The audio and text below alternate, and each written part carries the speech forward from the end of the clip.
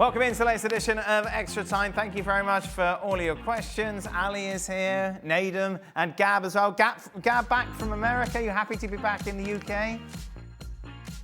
Yeah, though it's sweltering over here as well. But I do have air conditioning in my home now, so that is a little bit of a game changer. Big time showing off, eh, Gab? That's how those ESPN FC pennies are going. Do you have air conditioning in your home, Nedum?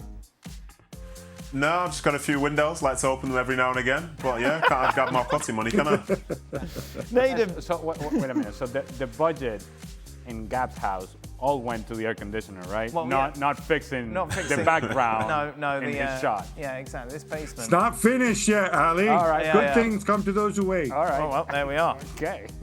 Nedum, do you believe with Rodri coming back, City will be a totally different team this season compared to what we saw last season? Yes, because overall they were poor for their standards last season. And I think when you bring back somebody that had the season he had before, as a Ballon d'Or winner, then it's obviously going to help.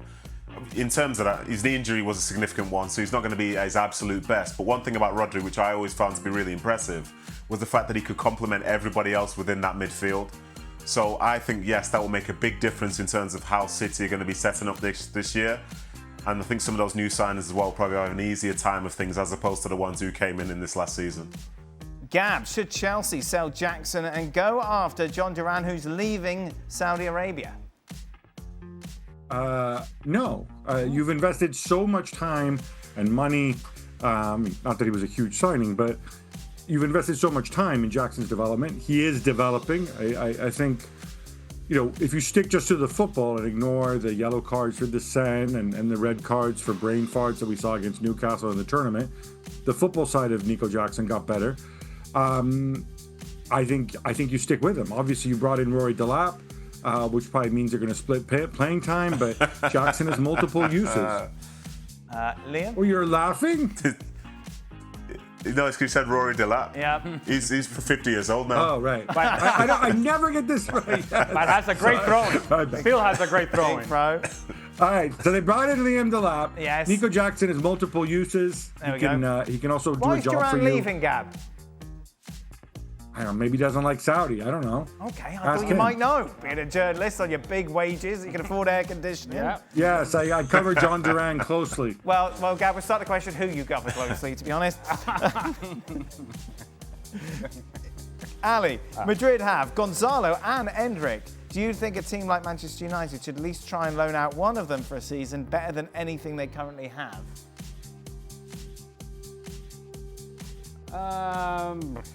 I suppose you could try, but you're going to run into some of the same questions that you've had about the players that you currently have on your team. Yes. Endrick is potential. Yeah. Hopefully. Maybe. He's shown some signs, but certainly not enough. So you put him into that squad that has obviously underachieved, and you're saying, yeah, you come and resolve the issues. You talk about that sort of pressure being put on a player that hasn't proven that at the highest level he can be productive with consistency. And in the case of Gonzalo Garcia, most people out there don't even know who Gonzalo Garcia is. How much should we read into how good he's been? Huh? How much should we read into how good he's been in this tournament? Look, I think it's important that he has made a case for himself and how good he has been, not only with the goals, but his overall play and his willingness to press and see his work rate, because I think he has shown a framework.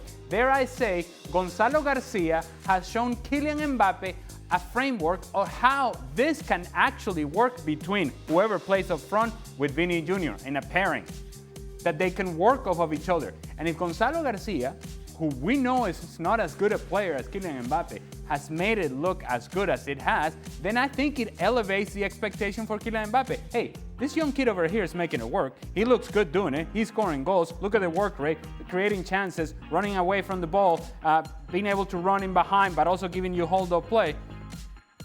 You got to be able to do it too, Kylian.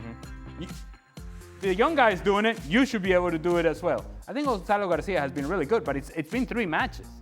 So for those that may think he's going to answer the questions for Manchester United, I believe it's a big, major leap. Miles Lewis-Skelly. Nedum, Kerkez, 8 Nouri. Which of these left backs are most likely to make the Premier League Team of the Season next year? Rank that in order. Wow. It's a good question. I think while Robertson's still at Liverpool, I think Kerkez will be sharing game time, and I think the same for Nouri because Okay, say sometimes Robertson they will goes to probably play Atletico Guardiola out Madrid. there. Say Robertson's gone. I think for total game time, I think I'll go Kerkez, Lewis-Skelly, and then Nouri. But it's not to say that they won't have their impact, but in terms of how much they'll play, I think that's going to be the order. But I don't think that was the question. It wasn't how many minutes are they going to get. No. It's how good are they going to be Yeah. at the end of the season. No, So it's no. not- The question was about who's going to be in Team of the Season, Dan. Exactly. So are you going to be in So- Team of the Season if you played half the games? No, but I believe Are you that going to all be in the three Team of of the these, Season if you all played three half of the these games, players are Dan? going to play more than half the games. I think that's a fair assumption to make. So I think you're slightly changing the Beware goalpost assumption, by saying, Dan. well, who's going to play the most minutes? Because I don't think those necessarily go hand Beware in assumption, hand, Dan. do they? Beware assumption, Dan. I'm going in that order, and there's nothing you can do about it. So thank you very much, Dan. Thank you very much. Well, listen, respect Nedum. You know he's hot. Doesn't have air conditioning. Who knows if the windows are open? He's not on the Marcotti millions. Now, another question for you, Nedum. So they get angry. Who's the guy you played with on some of the youth international teams for England that you thought was going to make it as a professional footballer for a long time, but didn't make Oh, it? here we go. Who did you think the superstar was going to be, So- but that never happened? How many minutes did they have? Well, so anyway, so I actually only made my international debut at under 20s, and this was after already playing in the Premier League for 2 years. So I played under 20s and under 21s. So most of the people I played with were professional. But to mention a story of somebody who looked like he was going to go, to be one of the biggest stars that we've seen, was a guy I played with called Michael Johnson. And when I was at Man City, the expectation on him, this is a local boy from Manchester, was that he was going to be one of the best players that City have ever had, going back to days of like Colin Bell, who's got a stand named after him, like a City icon. And he was so good that City, within the space of 20, 30 games, gave him a contract which basically broke the way that, they'd set up contracts previously. He was going to be the next thing international. He was going to be the next this. But then unfortunately, he suffered an injury. And by the time he's probably in his mid-20s, he'd retired. Wow. He finished his career, I think it was 51 games. And this, again, was a guy who was being spoken about as being the best thing to ever come out of Manchester City's academy. I think he ended up having issues with mental health. There was drinking. There was all sorts with it. And it's a sad tale to see that happen to him. Because, as I say, when he first started his career, he was one of the most exciting players. He was getting spoken about in the same way people spoke about Phil Foden. This was Michael Johnson. But now, when his career finished, he said, I'd just like some time to be left alone so I can get on with the rest of my life. And it's a sad turn, but another sort of story about the realities of the way football can get you sometimes. Gab, is there a player that springs to mind that you followed when you were younger that you thought was the bee's knees but never made it? Oh, wow. Yeah, there's a bunch. I mean, off the top of my head, I mean, the most notable example was, it's dialing it way back, but there was a striker on the Italian under 18 side who, back then, the strikers were Gianluca Vialli and Roberto Mancini, and this guy's name was Marco Macina, and he would start every game, and the other two would alternate. That's how good he was, and people were so sure he was going to make it big time. But instead, again, it's another situation where it never quite worked out with him. The suggestion was that, yeah, he loved football, but he liked girls a lot more than football. And that got him into trouble multiple times. And then eventually he lost interest in football. I'm sure he's still interested in girls. Ali. How do you follow that up? I'm excited to find out. I would say that a name that everybody would be familiar with, and if you happen to be around Major League Soccer, or even if you weren't, because it was a name that became prevalent and important in this league, and I think abroad, is Freddie Adu. Mm-hmm. Everything in Major League Soccer was geared towards Freddie Adu. Everything. I'll give you an example. I played with the LA Galaxy at the time, and if you take the 405 South from where our stadium was, and you go into the freeway, there is a big old billboard that always had the next game coming up for the LA Galaxy, and we'll give you ticket information, this, that, and the other. When Freddie Adu was coming to town with DC United, the billboard that was right outside our stadium said, "Come watch Freddie Adu," and the picture of Freddie Adu take on your LA Galaxy. Real little. Was a little picture of you? real tiny. It's like, yeah, take on your LA Galaxy. It gives you an idea of how desperate MLS were at that point to garner attention, to bring eyes to the league. And did you play against him? Did you play yes. And at that point, did you think this kid's got it?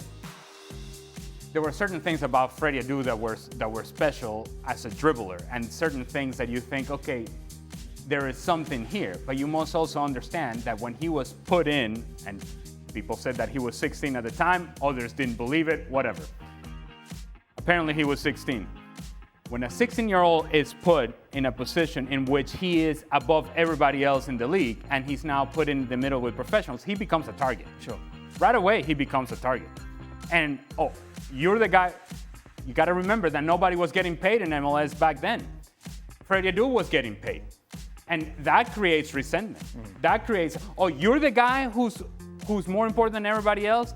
People were going after Freddie Adu. And Freddie Adu didn't help himself because there were rumors about the attitude, the professionalism or lack thereof. Of course, he was a young kid. There were mistakes to be made, but MLS was building everything on Freddie Adu. I'll give you another example.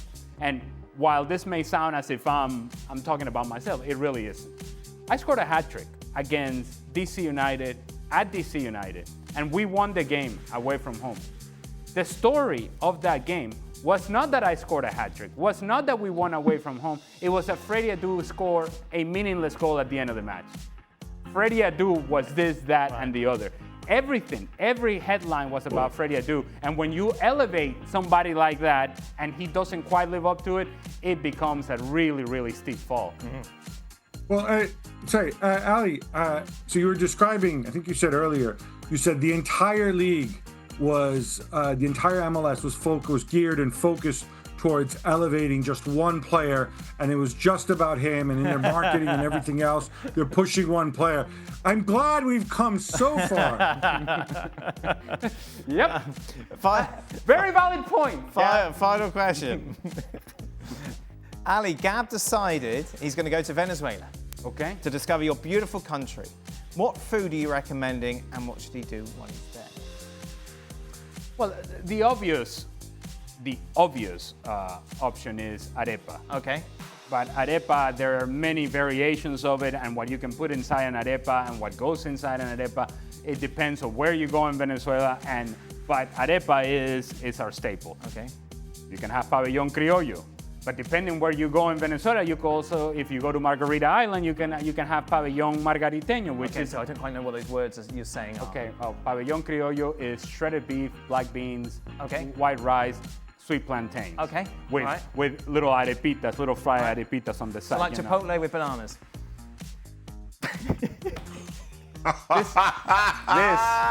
This is just. Okay, I'm not even going to acknowledge that. Pabellón margariteño is all of those things without the shredded beef, and actually you have seafood, fish. Okay. Really finely diced fish. Also very tasty. And it's not Chipotle. No, it is not.